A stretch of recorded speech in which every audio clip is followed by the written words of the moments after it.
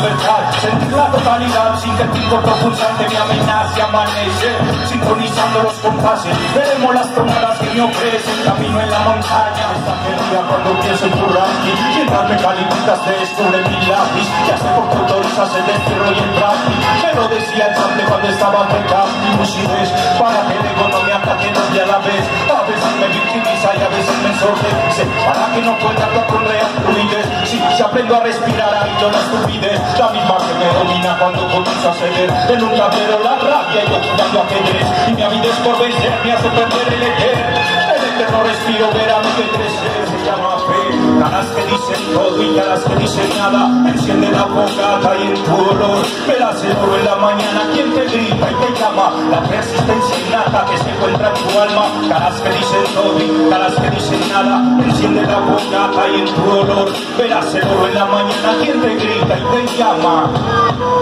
dice así.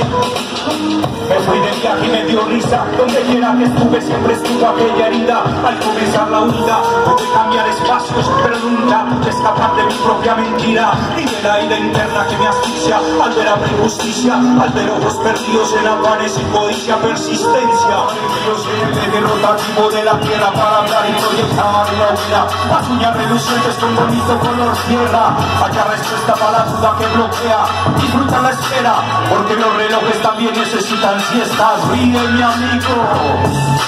ríe mi amiga, ríe mi niño,